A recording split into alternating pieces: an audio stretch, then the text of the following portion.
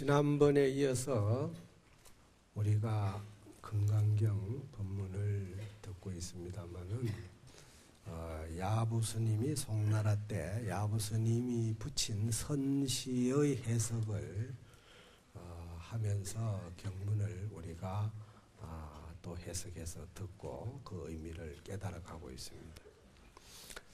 아시다시피 불교는 굉장히 심오한 이치를 담고 있지만은 그것을 인식하고 실천에 옮기는 것은 복잡하게 생각하면 대단히 다양한 지류를 가지고 있지만 사실 중심을 들여다보면 간단합니다.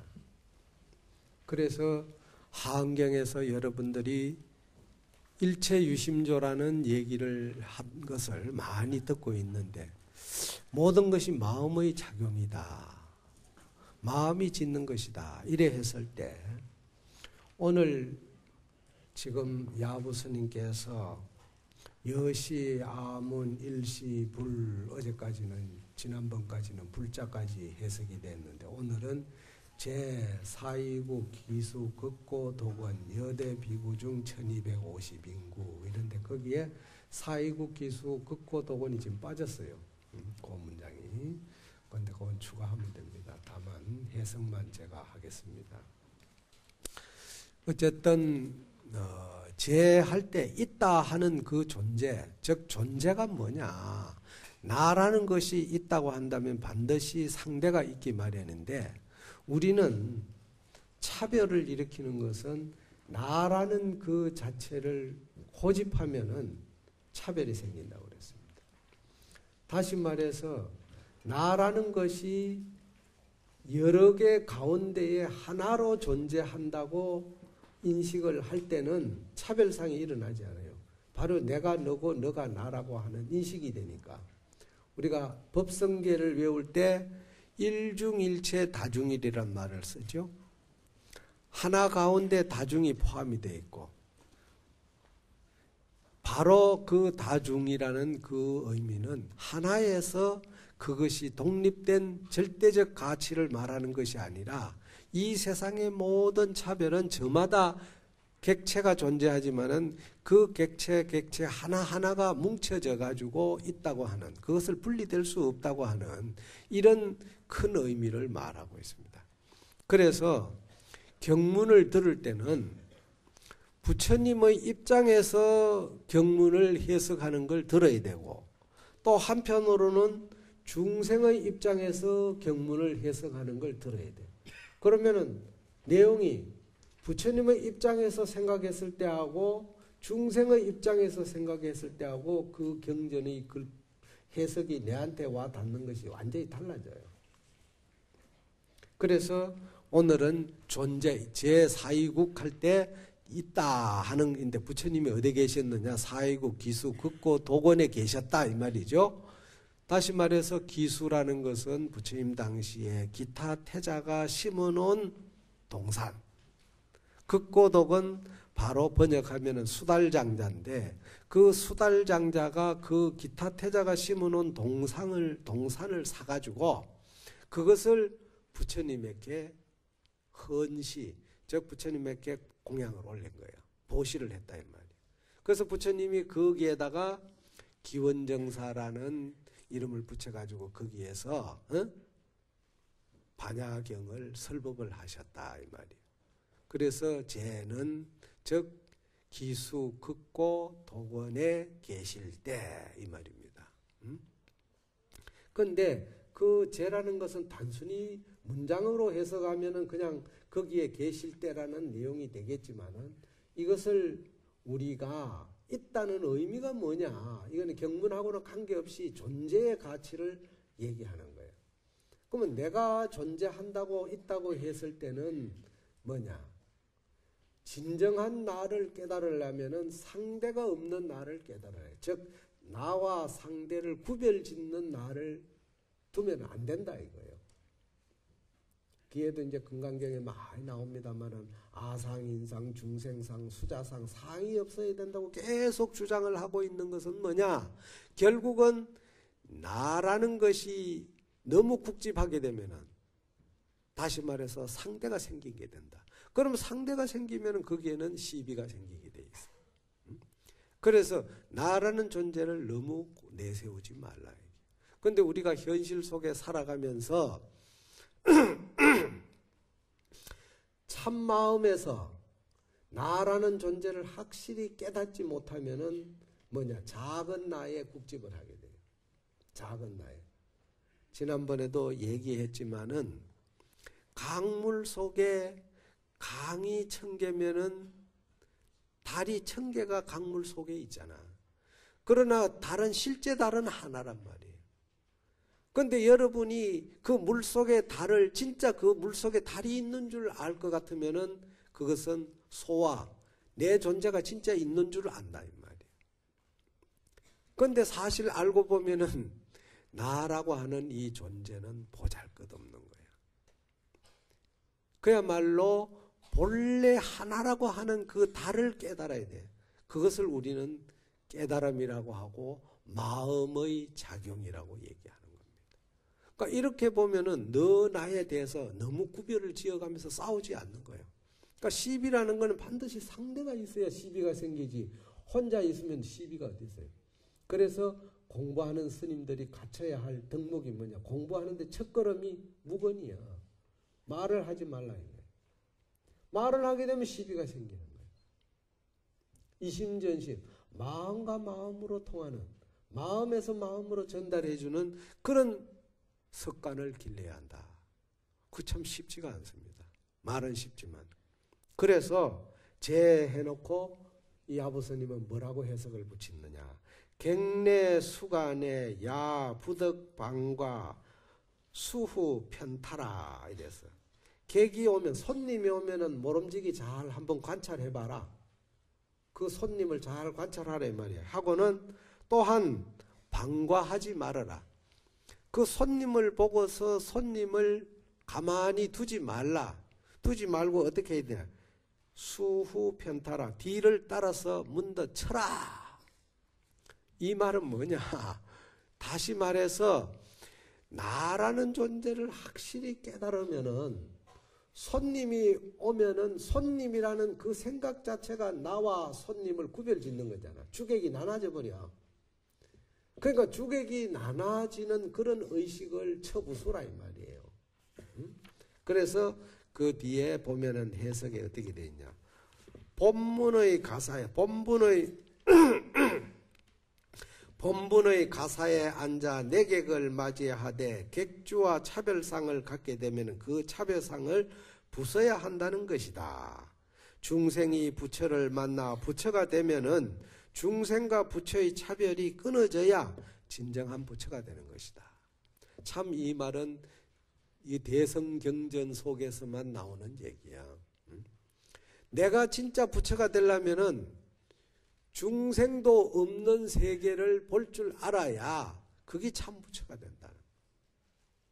그러니까 상대에 대해서 나라는 존재를 인식하면은 상대, 즉 주객, 여기서 본문사라고 하고, 즉 이것을 가리사라고 그래. 가리라는 것은 본분의 집 속에 사는 일, 사는 사람.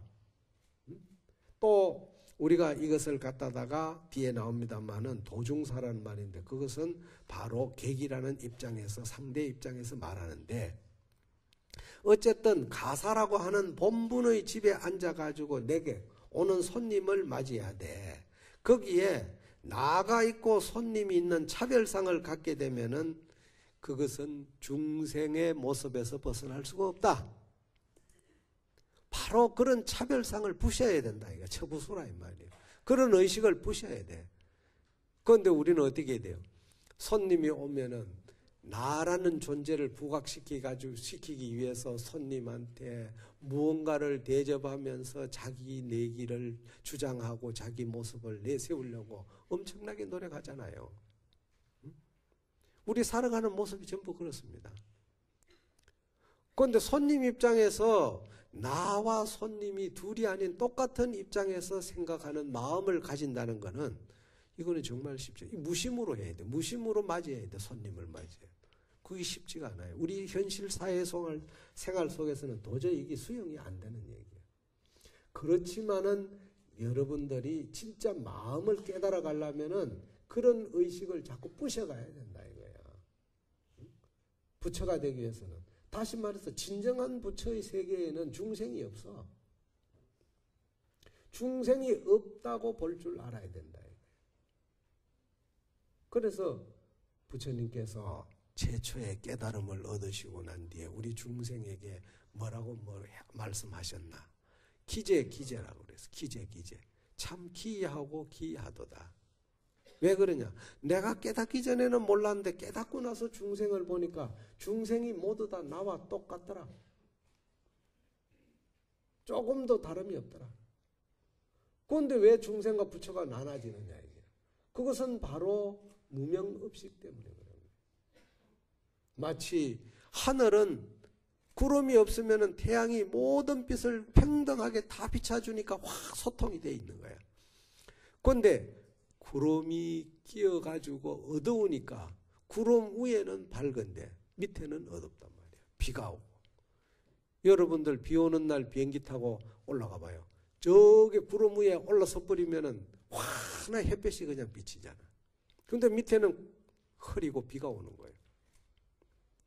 바로 이 깨달음의 세계가 이 무명이라고 하는 이 어두움을 걷어내는 작업. 본래는 이 무명이 없다. 이것이 실체가 없는 것이다. 그것이 뭐냐? 우리 살아가는데 우리가 공연한 번뇌망상으로 인해 가지고 시시비비가 생기는 거예요. 우리 살아가는 모습이 그런 겁니다. 그래서 객이 오면은 방과하지 말고 후를 따라 철하는 의미는 바로 나와 객이 둘이 아닌 인식을 가져라. 그 둘이라고 하는 인식을 갖는 그 의식을 처부수라 이 말이에요. 이것이 결국은 쉽지 않은 내용입니다. 독자일로 향해 근문 송양행이라. 홀로 앉아가지고 한 가지 향불을 딱 피워놓고 조용히 앉아서 향불을 피워놓고 근문을 즉 경전의 말씀을 부처님의 경전 말씀을 근문이라고 그래요. 금쪽같이 귀한 글귀다 이 말이에요. 그 근문을 송양행이라 그냥 한 줄로 이래 읽어가는 게 아니라 두 줄서 그냥 읽어가는 거예요. 그만큼 열심히 한다 이 뜻이에요. 경을 아무리 열심히 그렇게 읽고 해도 그 경문 속에 담겨져 있는 그 본뜻을 내가 간취하지 못하면은 그거는 그냥 겉훑기식에 진정한 의미를 모른다 이 말이야. 문자에 집착한다 이 말이에요. 우리가 살아가는 모든 모습이 뭡니까? 언어에 집착하는 거예요. 누가 무슨 소리를 하면 그 말 자체에 대해서 믿음을 가지면서 거기에서 내 마음이 슬프기도 하고 기쁘기도 하고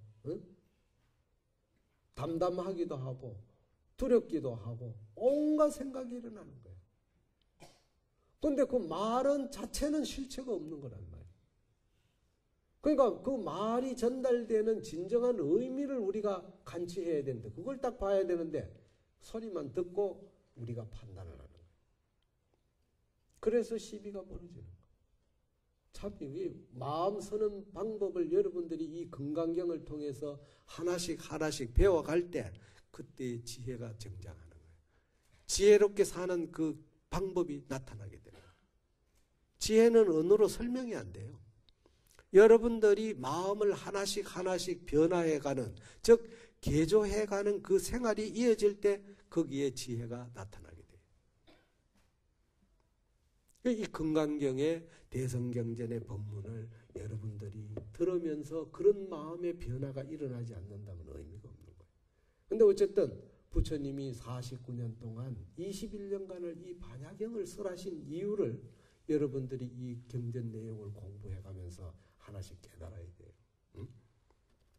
그래서 가련금화객이라 그 경문만 열심히 읽으면은 그 문자에 집착한 사람이니까 본 마음을 못 봐. 그러니까 보니까 뭐냐? 가련금화객이야. 참 불쌍하도다. 남의 수레를 끊는 손님이요. 여러분들이 수레를 아무리 끌고 가면 뭐해? 수레를. 다시 말해서 여러분들이 주인이 돼야지 손님이 되어서 되겠느냐 이 말이야. 여러분들이 주인이 돼야지 여러분이 종이 되어서 되겠어요? 여러분들이 말이나 끓는 그야말로 종노를 하면서 이 세상에 사는 게 아니라 여러분이 주인으로서 살아가야 된다는 거예요. 이것이 금강경에 가지고 있는 위대한 설법이요. 가령 정말로 말술에 그 아무리 끌으면 뭐하냐 이 말이야. 말이라는 위치에서 타보지 않고 주인이 되지 않고는 안 된다는 거예요. 그러니 문의 임타망이라 문 밖에서, 문 밖에 뭡니까? 마음의 문 밖에. 그 문 밖에서 임타망, 임은 맡긴다는 뜻이고 타망, 다른 자기 본분하고는 관계없는 다른 일로 바쁘기만 하다 이 말이에요. 바쁜데 맡겼다는 거는 바쁘게 살아가는 거예요. 여러분들의 일상생활이 그렇잖아요. 24시간 아침에 일어나가지고 설치고 다 하다가 잠자리에 딱 누우면은 그날 하루를 되돌아봐요. 뭡니까? 실질적으로 자기 생활에 얼마나 도움이 됐느냐 이게. 가만히 생각해 보면은 자기 자신을 위해서 생각하고 행동한 것보다는 무언가 연관된 번민 속에서 인간관계 속에 자기의 삶을 유지하기 위한 수단으로서 수없이 하루 동안 움직이고 살아온 거예요. 바쁘게 살아와서. 저 역시도 마찬가지요. 하루를 지나고 나서 보면은 그냥 봉헌사에는 무슨 기도도 많고 법회도 많고 무슨 일이 많고 무슨 사람들이 그렇게 찾아오냐면 그러고 만나가 하다가 이 얘기 저 얘기 하다가 보면 하루 지나고 잠자리에 떡 누우면은 정말 부질없이 오늘 하루를 내 개인의 생활에 뭐 도움이 되겠는가? 그래서 정말로 보따리사가 그냥 떠나고 싶을 때가 한두 번이 아니에요. 그런데 이것이 뭐냐? 주지라는 것은 부처님의 시봉하는 거야. 부처님에게 은혜를 갚는 거예요. 은혜를 갚는 거는 잠시야. 정말로 내 생활은 뭐야? 중은 산중으로 가야 돼. 산속으로 가서 살아야 돼요. 왜냐? 많이 안 보고 많이 접촉 안 하면은 부처님 말씀에 의지해서 살아가는 길이 나오는 거예요. 그 전에 성철 교수님도 늘 그런 얘기를 했어. 중은 산속에 있어야 된다. 왜 그러냐? 호랑이가 도시에 가면은 우리에 갇히지 마음대로 못 돌아다닌다는 거예요. 우리에 갇혀 살아야 되잖아. 근데 산속에서는 백수의 왕으로 살아갈 수 있는 거예요. 정말로 우리가 공부하는 사람은 그런 모습으로 살려고 노력을 해야 된다. 근데 여러분들이 어쨌든 이 사회생활 속에서 다양한 그런 계층의 다양한 삶을 우리가 살아가더라도 정말 자기 자신의 진정한 삶이 무엇인가? 또 진정한 자기 주관의 삶을 살아왔는가? 또 어떻게 내가 주인의식을 가지고 살 것인가에 대해서 여러분들이 반성하고 참여하고 이것을 생각할 때 거기에 지혜로움이 나타나는 거예요. 그게 하나씩 하나씩 변화돼가는 거예요. 참 이것이 쉬우면서도 어려운 일이 아닙니다. 그래서 홀로 향불 피워 앉아서 그 문을 두 줄로 외우니 불쌍한 술에 끄는 사람이여 문 밖에서 바쁘기만 하네. 정말 우리 삶이 그렇게 살아온 겁니다. 그래서 성성적적한 자리를 가리사라고 한다. 본래 고요한 아무 일이 없는 마치 호수가 바람이 일어나지 않으면 물결이 일어나지 않고 잔잔하게 보이면은 만물이 거기에 드러나는 것과 같이 우리의 본래 가지고 있는 성성적적한 그 가리사, 즉 마음자리, 본마음자리, 거기에 우리가 간조하고 사유하는 그 삶이 아니라 무명육신, 우리가 가지고 있는 이 육체라는 것은 무명육신이야. 이거는 일정 기간 사용하다가 버리고 가야 될 몸이에요. 이걸 무명육신이라고 그래요. 그런데 이런 그 무명육신을 도중사라고 한다. 도중사라는 것은 뭐냐? 길 가는 나그네. 그러니까 우리는 길을 가기 위해서 이 육신을 빌려가지고 존재하고 있는 것이다. 어떤 길을 가느냐? 본 깨달음의 길로 가기 위해서. 그래서 가리의 본분을 잃어버리고, 즉 내 마음의 본자리를 잃어버리고 경구의 뜻을 헤아리고 있으니 평생토록 수레를 끌고 가는 객의 신세를 면하기가 어렵도다. 우리가 살아가는 삶이 그런 삶이에요. 내 주인의식을 가지고 과연 며칠을 어떻게 살아가는 것인가, 이걸 한번 생각해 보라 이 말이에요. 여대비구 중 1250인 구, 대비구 중 1250인과 더불어 함께 하셨다. 즉 부처님이 설법할 때 1250인의 그 제자들과 함께 하셨는데, 이것은 뭘 의미하느냐? 독장이 불랑명이라, 독장이라는 것은 뭐냐? 한 손바닥으로서 헛되이 소리를 내지 않았다. 그러니까 한 손바닥이 소리가 날 수 있어요? 두 손바닥이 부딪혀야 소리가 나는 거야. 두 손바닥이 부딪혀서 아름다운 하음을 만들어내듯이 부처님이 1250인의 제자와 더불어 가지고 법회라고 하는 이 세계를 만들어냈다. 중생과 부처가 한자리에 모여서 중생도 없고 부처도 없는 진정한 그 세계를 만들기 위해서 독장불랑명이야. 한 손바닥이 헛되이 울지 않았구나.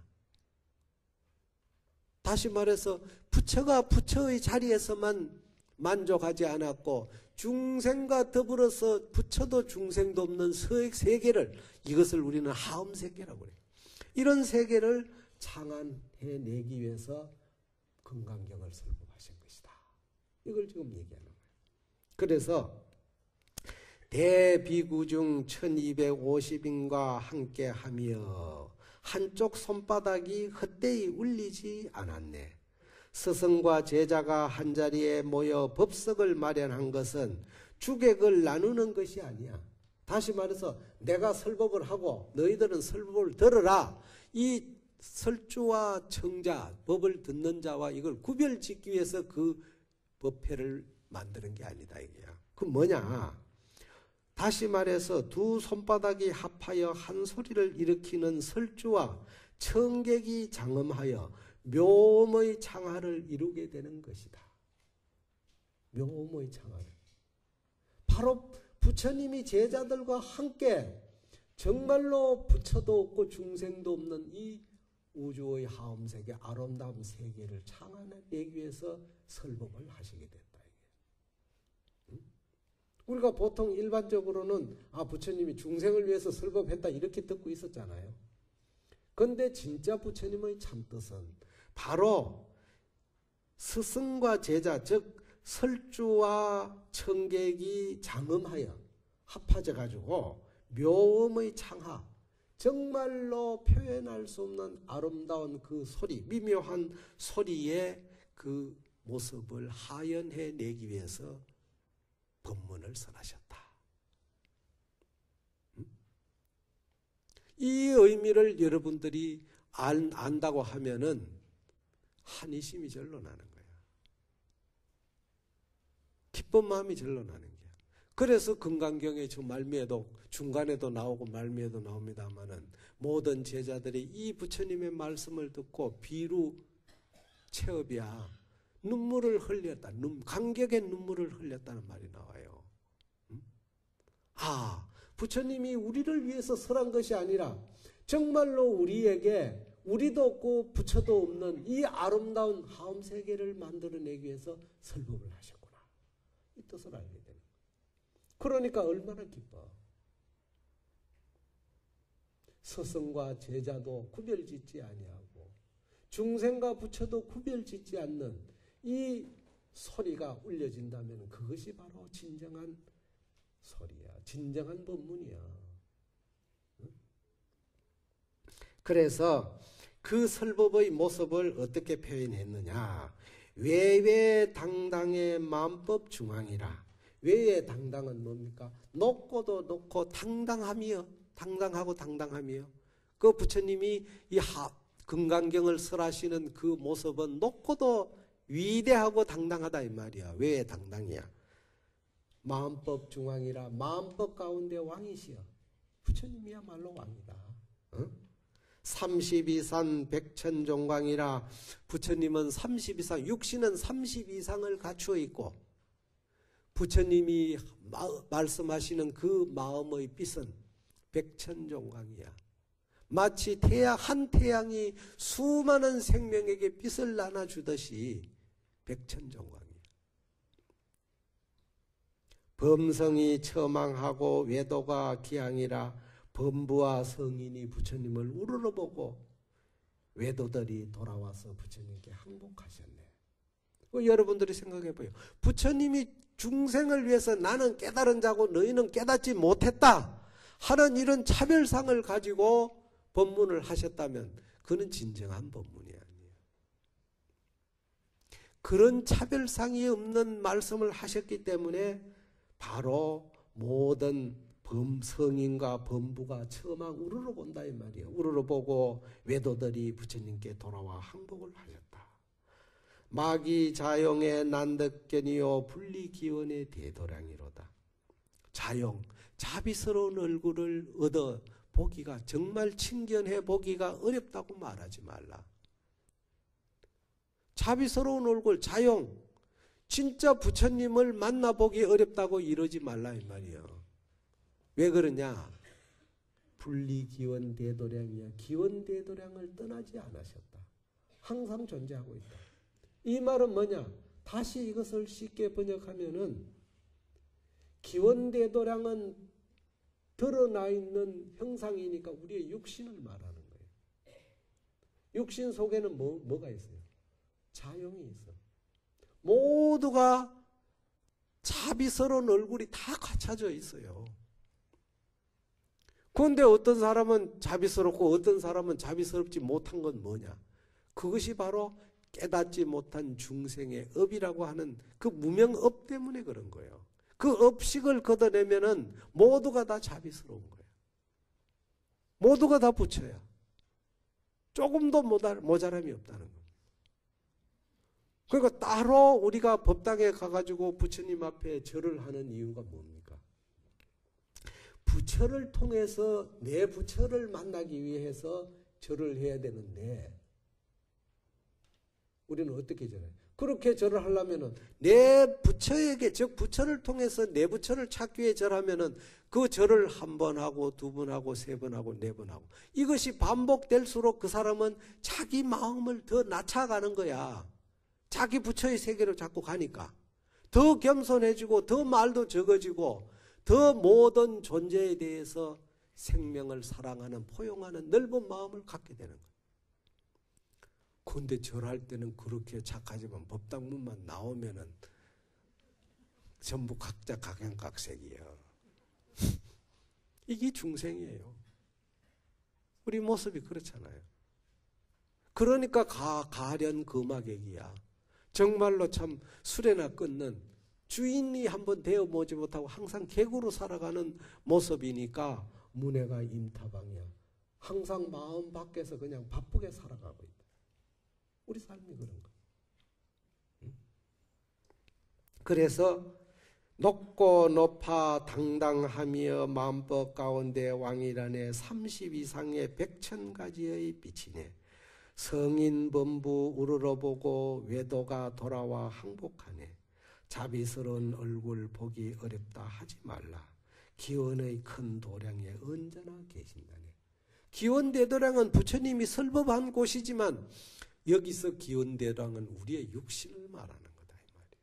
우리 육신을 떠나서 부처가 존재하지 않는다. 그 육신 속에 자용이라는 참 부처의 모습이 항상 갖춰져 있다. 그걸 깨닫고 그걸 우리가 사용하려고 그런 모습으로 살려고 노력하라 이 말이에요. 응? 그래서 부처님이 태어나신 곳은 인도 가비라국이며 마갈타국에서 깨달으시고 파라나국에서 설법하셨고 최후 구시라국에서 열반에 드셨다. 정반왕의 아들로 태어나 19세에 출가하고 30세에 깨달음을 얻고 49년간을 주세 설법하시면서 300여 해에 걸쳐 설법하시다가 세수 80이 되어 고요히 열반에 드셨도다. 이러한 제세 과정을 살펴보면 분명히 부처님도 거래가 있는, 가고 오미 있다 이 말이요. 거래가 있는 것이다. 그러나 30 이상과 백천종의 찬란한 바깥 모습의 그 부처님 모습이 아닌 진리의 본체에서 본다면 달이 청강에 빛나지만은 강물 속에는 달이 없는 것과 같다.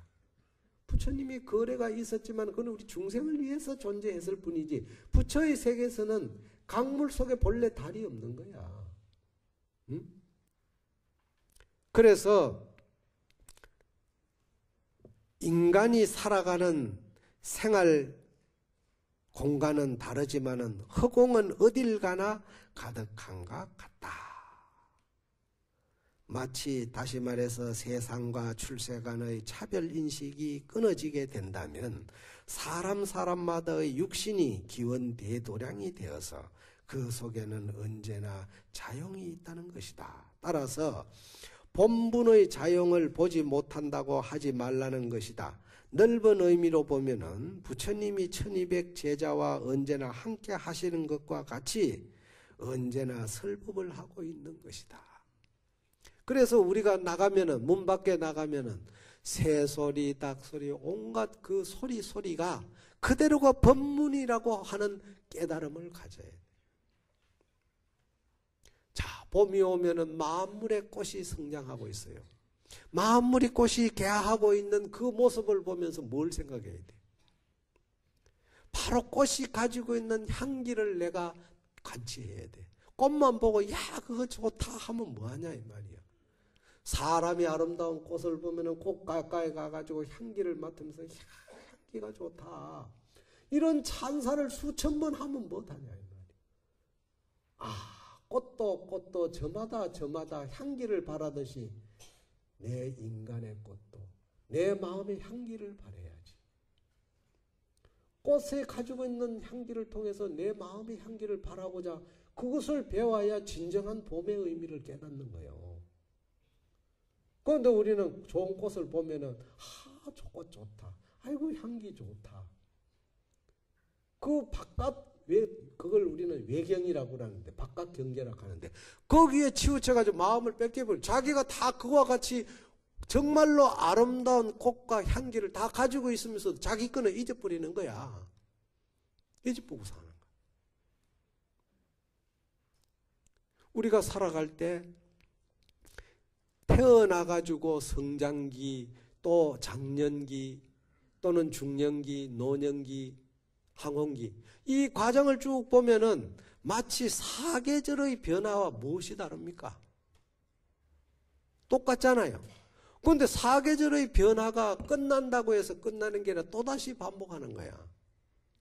그럼 우리 육신도 황혼기에 들면은 아무리 이거 유지하고 보존하고 그냥 어떤 보약을 먹여가지고 이걸 항원되지 않게끔 한다고 한들 무슨 요즘에는 베리벨 보톡스 수술을 맞아가지고 그냥 젊게 하기 위해서 온갖 것을 다 누리본들 얼마나 가느냐. 늙어가는 모습을 그대로 수용할 수 있는 마음을 가져야 돼.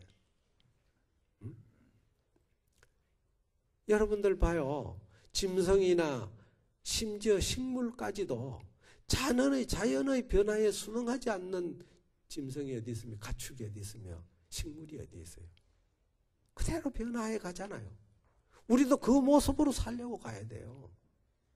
그래야 우리가 죽음이 임박해서 두려움이 없고 내가 살아가는 삶에 너무 집착하지 않아요. 정말로 이런 생각을 우리가 가지기 위해서 이 경문을 읽고 배우는 겁니다. 자, 밑에 이제 경문을 같이 한번 따라 읽겠습니다. 이시의 세존이 식시에 차기지발하시고 입사위대성하사 걸식하시고 어기성 중에 차제거리 하시고 한지 본처에 반사을 하시니, 이때 이 식자가 우리가 단순히 명사로 읽을 때는 그냥 밥이라고 이랬을 때 명사는 식이야. 그러나 먹는다는 동사를 가질 때는 사자예요, 사자. 예? 먹을 사.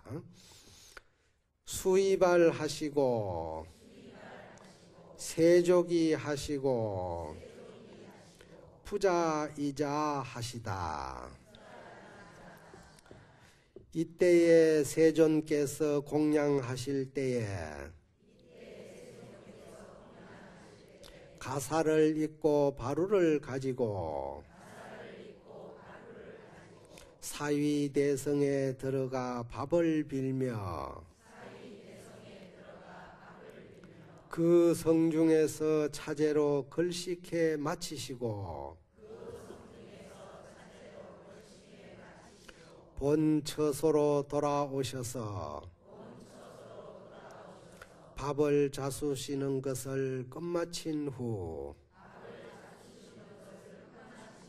의발을 거두시고 발을 씻었으며 자리를 펴고 앉으셨도다.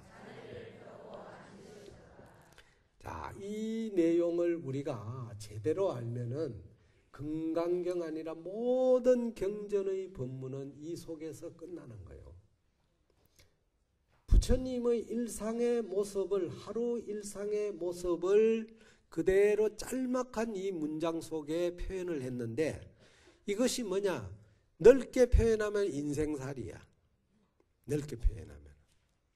근데 좁게 표현하면은 우리가 일어나면은 세수하고 아침 먹고 일 보다가 점심 먹고 일 보다가 저녁 먹고 집에 돌아오면은 자리 펴고 앉으면은 누우면은 뭐예요? 그냥 꿈속에 가잖아. 이걸 넓게 보면은 우리 인생살이가 그것이 반복되는 것뿐이야. 그렇잖아요. 그래서 성성착하라. 깨어났도다. 깨고 깨어났도다. 이 말은 뭐냐? 즉 정과 지혜가 원명한 것을 말하는 것이다. 즉 정이라는 것은 뭐냐? 부처님이 일상생활 속에서 일어나가지고 잠에서 깨어나가지고 가사를 읽고 나가가지고 7가지씩이야.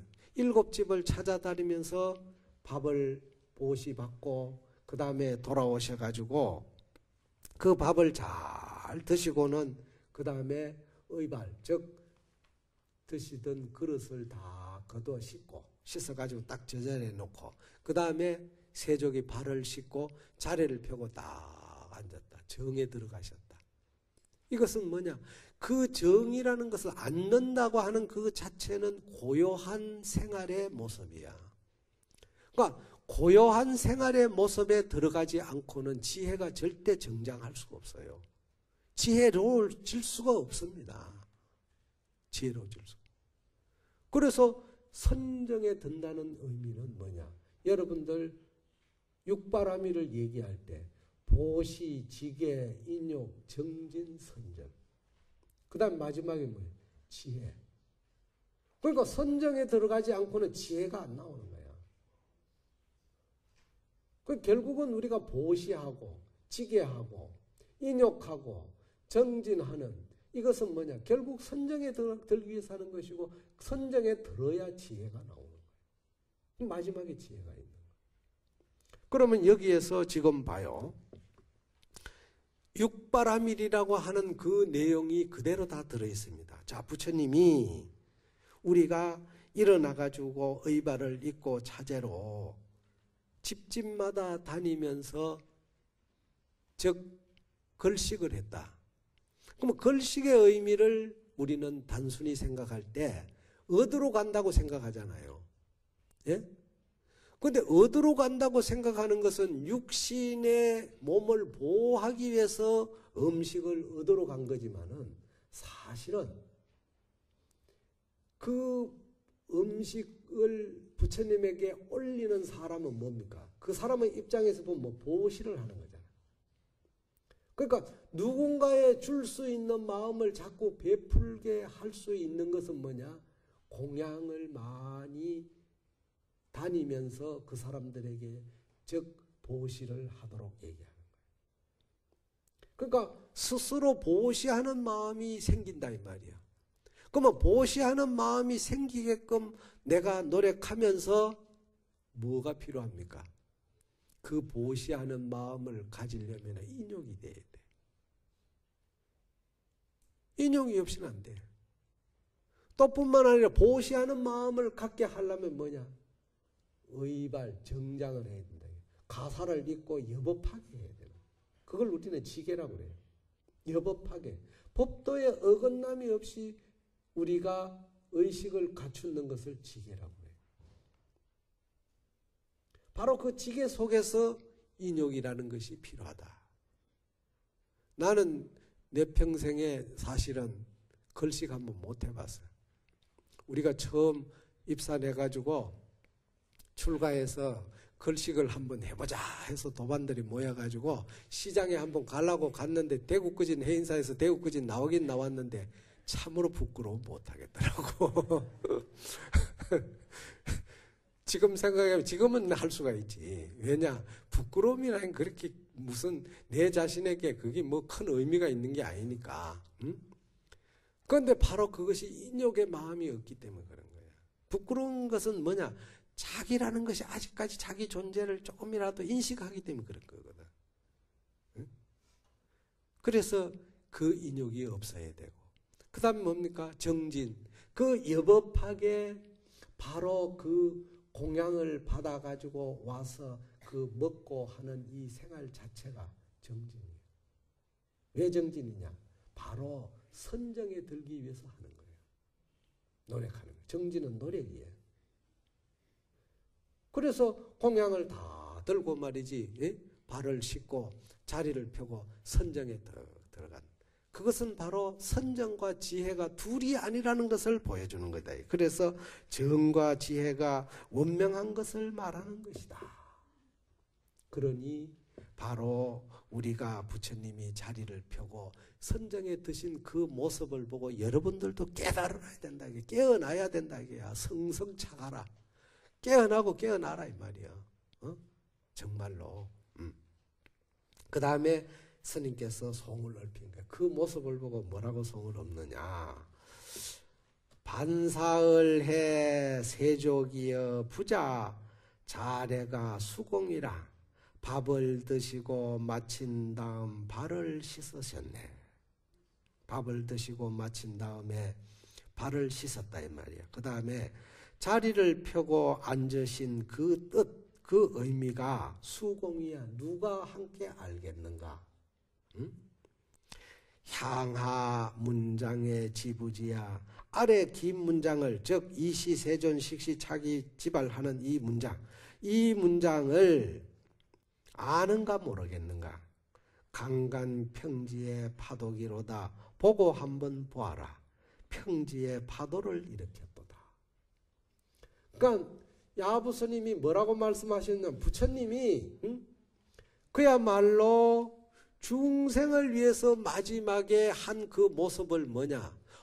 깨달은 부처의 세계에서는 걸식을 할 이유도 없고 또 보시, 지계, 인욕, 전진, 선정이라는 이 육바라미를 실천에 옮길 필요가 없는데도 불구하고 부처님이 이렇게 하신 것은 결국은 뭐냐? 평지의 파도를 일으킨 것이다.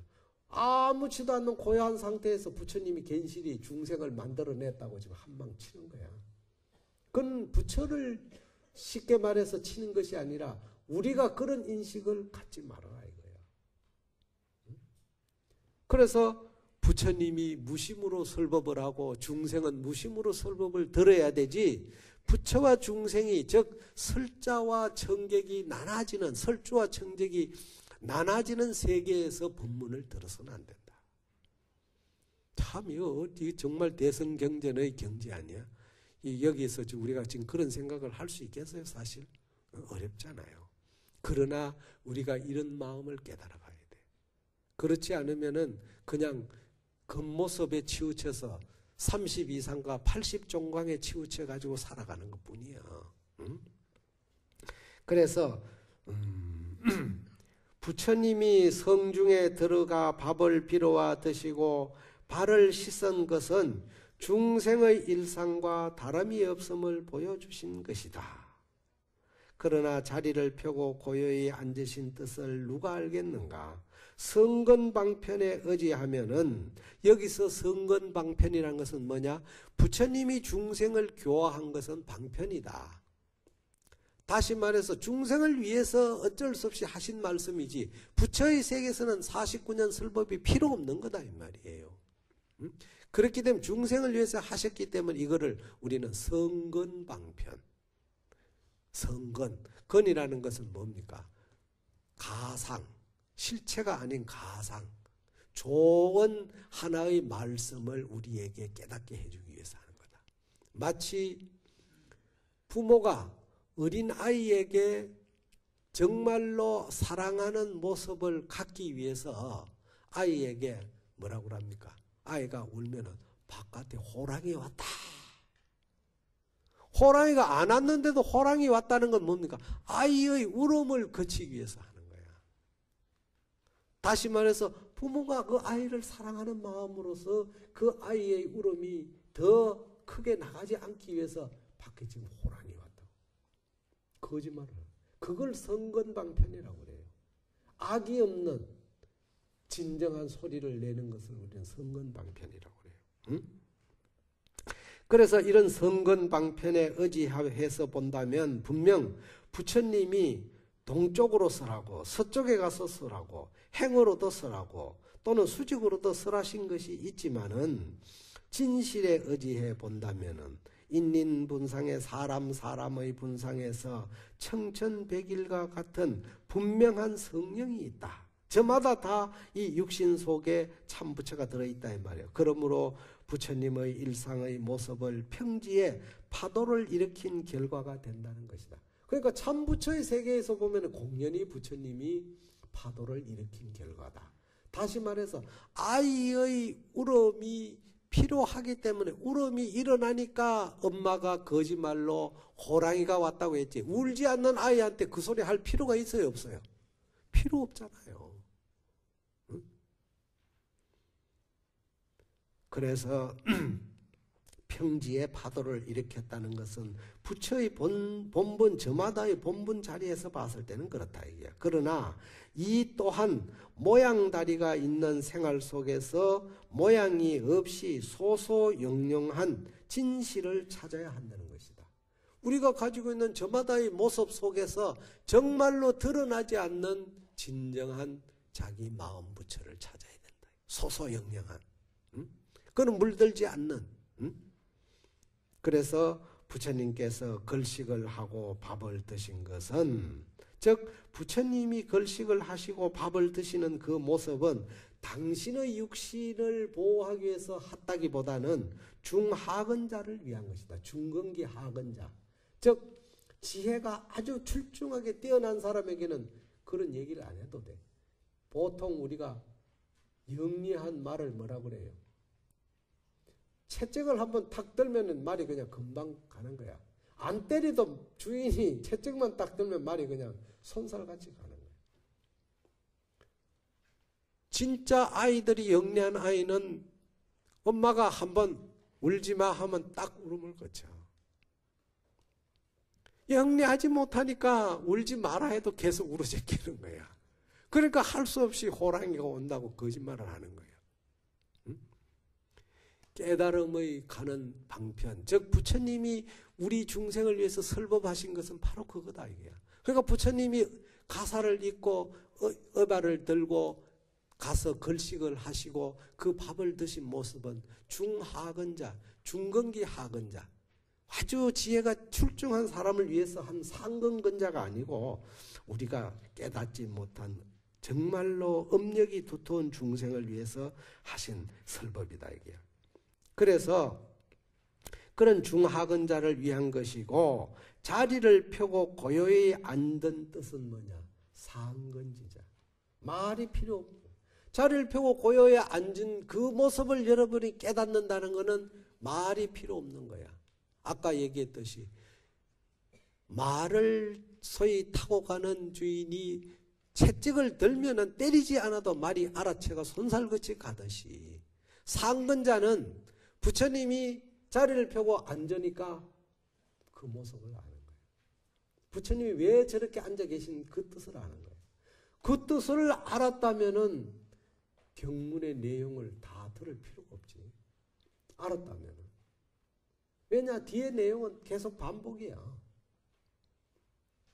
그 여러분들이 이 뜻을 부처님이 부자이자 하신 이 뜻을 알았다면은 금강경 법문 다음부터 필요 없어요. 오늘로 마칠까요? 오죽하면 부처님도 49년 중에 이 금강반야 바람밀경을 21년간 설했겠느냐고. 응? 몰라니까 자꾸 모르니까 또 계속해서 말씀하시는 거야. 그래서 다음번에는 선현기청분이라고 그래. 선현은 뭐냐? 수보리존자. 수보리존자가 일어나가지고 부처님이 자리를 펴고 딱 이렇게 앉으니까 그 뜻을 알아야 돼. 사실 알았면은 더 이상 질문할 필요가 없는데 아무도 모르니까 부처님 제자 중에 수보리라는 사람이 일어나가지고 이제 거기도 보면 뒤에 경문에 나와요. 수보리가 진짜 몰라가지고 부처님에게 질문을 던졌느냐? 아니다 이거야. 왜냐? 수보리는 부처님의 10대 제자 중에 지혜 제일이야. 지혜가 제일인데 왜 몰랐겠느냐 이거야. 그런데도 불구하고 수보리가 부처님에게 일어나서 질문을 던지는 것은 우리를 위해서. 우리를 위해서 연출을 하는 거야. 연출을. 이것을 우리가 하나씩 공부해 가야 되지. 그냥 글귀 문구만 읽으면은 뭐 수보리가 일어나가 부처님에게 우리 마음을 어떻게 항복받을 수 있습니까? 하고 이렇게 질문하는 걸로 알고 있지만은 사실은 수보리는 우리를 위해서 연출을 시키는 거야. 이런 내용을 여러분들이 깨달아가는 이것이 우리가 경전 공부하는 것이다. 이 내용을 여러분들이 들어가면서 정말 이 금강반야 바라밀경이 끝날 즈음 되면 여러분들이 모두가 부자이자 하신 부처님의 그 참뜻을 알게 될 거예요. 오늘 본문을 마치겠습니다.